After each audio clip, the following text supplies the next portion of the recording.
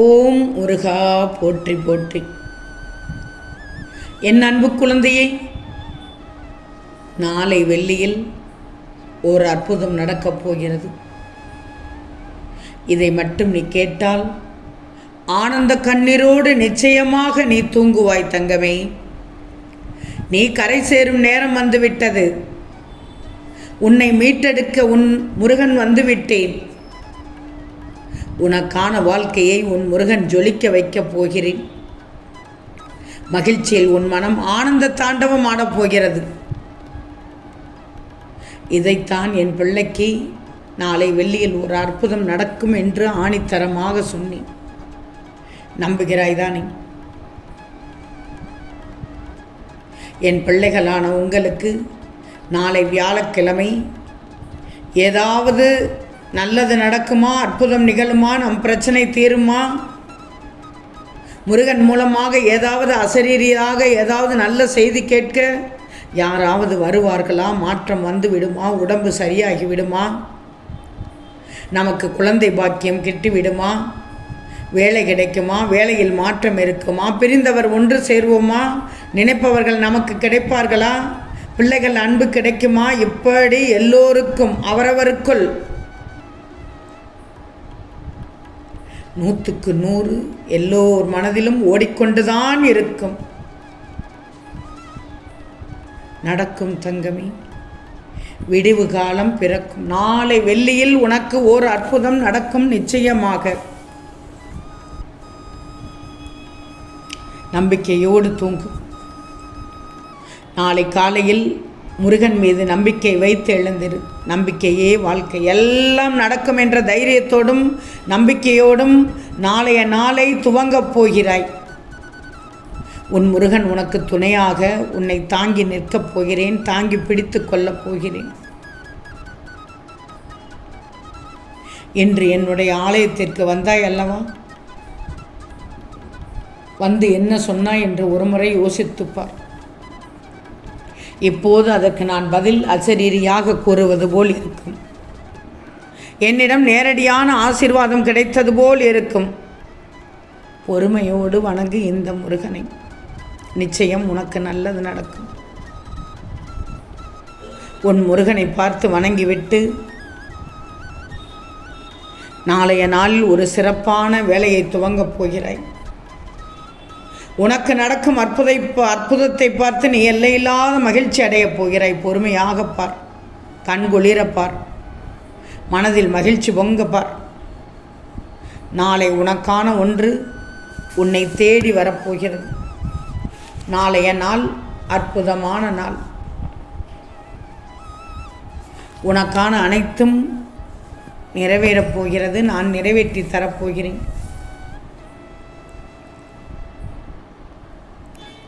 உன் வாழ்க்கையானது நட்சத்திரமாக ஜொலிக்கப் போகிறது. எந்தவித சூழ்நிலையிலிருந்தும் இனி நீ மனம் தளரவே தேவையில்லை. கொடுப்பதை கவனமாக தக்க வச்சுக்கோ. மனதில் ஏற்படும் வலிகளின் விளைவுதான் துன்பம். எதற்கும் இடம் தராதே. துயரத்தை அனைத்தும் அனுபவித்து விட்டார். வாழ்க்கையில் எல்லோரும் ஆச்சரியப்படும் அளவில் வாழப்போகிறாய். இனி வாழ்க்கையில் ஏதாவது ஒன்று உன்னை விட்டு செல்கிறது என்று யோசித்து கொண்டிருக்கிறாயா? ஏன்னா உன் பிரச்சனைகளை அனைத்தையும் நான் பார்த்து கொண்டேதானே இருக்கிறேன். பாரேன், நாளை நான் உனக்கு புலப்படுவேன். பாரேன், புலம்பல் மட்டுமே இனி உன்னிடத்தில் இருக்கக்கூடாது. முடிந்தது புலம்பி என்ன சாதித்தாய்? தன்னம்பிக்கையோடு இரு. தொலைந்து போனதாகவே இருக்காது. உன் அருமை தெரிந்ததும் தானாகவே சேர்ந்துவிடும் உன்னிடத்தில் வந்து. நீ உன் மன நிம்மதியை இழந்து விட்டாய். மன நிம்மதியையும் மன அமைதியையும் இழந்து விட்டாய். எப்போதுன்னு தெரியுமா? உன்னை விட்டு பிரியும் உறவுகளின் வேலைதான். அந்த நேரத்தில் தான் மாறிவிடுகிறாய். எதையும் நினைத்து புலம்பாதே. திரும்பவும் சொல்கிறேன், தொலைந்து போனதையோ விட்டு விலகியவரையோ அல்லது வேறு ஏதாவது பிரச்சனையாக இருந்தாலும் அதை விட்டுவிடு. சரி, உன்னை விட்டு போய் அது சேர வேண்டிய இடத்தில் தானாகவே சேர்ந்துவிடும். நீ அதற்கும் வழிகாட்டுதலாக இரு. எதற்கும் வழிகாட்டுதலாக இருக்கணும், அதற்கும் வழிகாட்டுதலாக இருக்கணும். அதனால் நிச்சயம் ஜெயிப்பாய்.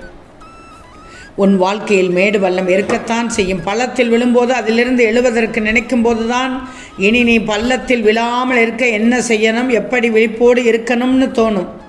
அதே சமயத்தில் பள்ளத்தில் விழுந்ததை பார்த்து கைதூக்கி விடும் உறவுகளையும் நிச்சயமாக அந்த நேரத்தில் அந்த இடத்தில் பார்ப்பாய். அதை வேடிக்கை பார்த்து கைகொட்டி சிரிக்கும் உறவுகளையும் பார்ப்பாய். பள்ளத்தில் விழுவது ஒவ்வொருவரை பற்றியும் அறிந்து கொள்ளத்தான். அதே சமயத்தில் நீ எப்படி நடந்து கொண்டு விழிப்புணர்வோடு இருக்கணுங்கிறதை கற்றுக் கொடுக்கத்தான்.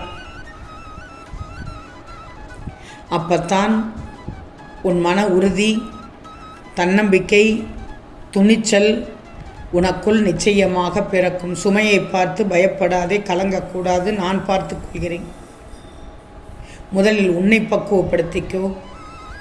எல்லோரும் முருகனின் பாதுகாப்பில் தானே இருக்கிறீர்கள். வாழ்க்கை என்பது நிறைய அடங்கியுள்ளது. ஒன்றல்ல இரண்டல்ல எடுத்துச் சொல்வதற்கு அத்தனையும் இருக்கிறது. நீ என்னென்ன அனுபவிக்கிறாயோ அத்தனையும் வாழ்க்கையில் தான் இருக்கிறது. ஒவ்வொருவருக்கும் ஒவ்வொரு விதமாக வாழ்க்கை இருக்கும். ஏன் ஒரு சில நேரத்தில் புரியாத புதிராக கூட இருக்கும். ஆனால் அதையும் கடந்து வர வேண்டும். விதிப்படி நடக்கிறது என்று விட்டுவிடக்கூடாது. விதியையும் தாண்டி உன் மதியால் வெல்ல முடியும். என்ன நடக்கிறது, ஏது நடக்கிறது, எதனால் இது வந்தது, இதை எப்படி சரிப்படுத்துவது, இதற்கு விடிவு காலம் இருக்கிறதா, இதற்கு வழி இருக்கிறதா, வழி இல்லையா, என்னதான் செய்ய வேண்டும் என்று உன்னைத்தான் கேள்வி கேட்டுக்கொண்டே வேண்டுமே தவிர அடுத்தவர்களிடத்தில் போய் ஏன் இதற்கு இப்படி நடந்தது என்று எதிர்வாதத்தில் இருக்கக்கூடாது. உனக்கான நேரத்தை நீதான் தேடிக்கொள்ளணும். உனக்கான காரியத்தை நீதான் சரியாக நடத்தி கொள்ளணும். அடுத்தவர் மீது வீண் பழி போட வேண்டாம். நம்மிடத்தில் தான் ஏதோ ஒரு குறை இருக்கிறது என்று எண்ணி அதை சரிப்படுத்தி கொள்ள வேண்டுமே தவிர நல்லது நடந்தால் அப்படி, கெட்டது நடந்தால் இப்படி என்று நீயாக எடுத்து கட்டிக்கொள்ளக்கூடாது. உன்னை மீட்டெடுப்பதற்கு உன் முருகன் நான் இருக்கிறேன், கவலைப்படாதே. உனக்கு தேவையானதையெல்லாம் நான் கொடுத்து விடுவேன். உன்னுடைய பிரார்த்தனை தானே, அத்தனையும் நான் நிறைவேற்றி காண்பிக்கிறேன். உன்னை எந்த இடத்தில் வைக்க வேண்டுமோ அந்த இடத்தில் தான் வைத்து கொண்டிருக்கிறேன், வைக்கவும் போகிறேன். கவலையே படாதே. யார் யாருக்கு எந்த நேரத்தில் உதவி செய்ய வேண்டுமோ அதை மட்டும் தகுந்த நேரத்தில் செய்துவிடு. நல்ல பலன் கிடைக்கும். ஓம் முருகா போற்றி போற்றி.